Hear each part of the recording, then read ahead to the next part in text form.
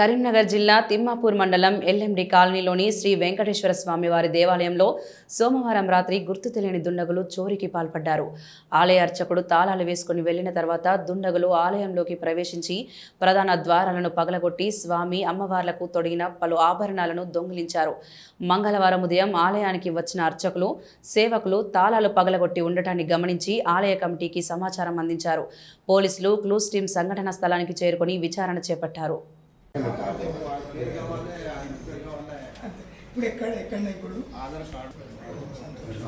ఇంకా తొందరగా రావాలి. మన కరీంనగర్ తప్పకుండా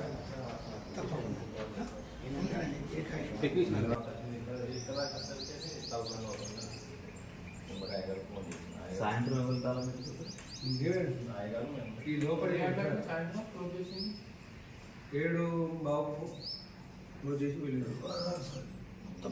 సాయంకాలం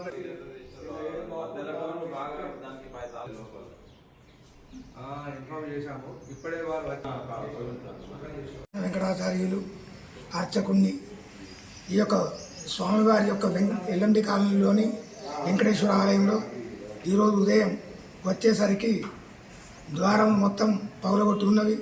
అందులో ఒక 11 వస్తువులు, వెండి వస్తువులు, అసలైన అటువంటి విలువైనటువంటి ఒక వస్తువులు చోరీ చేయడం జరిగింది.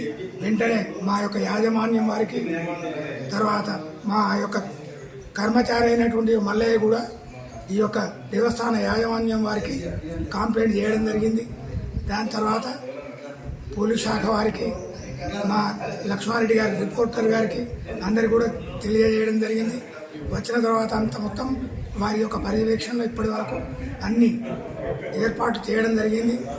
పోయిన వస్తువులు కుంభకిరీటం, శంఖచక్రాలు, అర్ఘ్యపాత్ర, 3 షఠారీలు, తర్వాత అమ్మవారి ముగ్గలు, అమ్మవారి యొక్క హస్తములు, గోదాదేవి అమ్మవారి యొక్క చిలుక, కొప్పు, కిరీటం, ఈ వస్తువులు చోరీ చేయడం జరిగింది.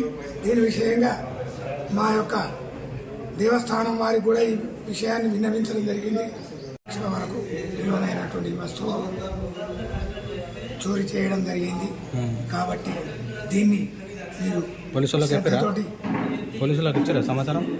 ఎంక్వైరీ చేసి స్వామివారి యొక్క అమ్మవార్ల యొక్క వస్తు సామాగ్రి మళ్ళీ వచ్చేటట్లు చేయవలసిందిగా కోరడం జరుగుతుంది.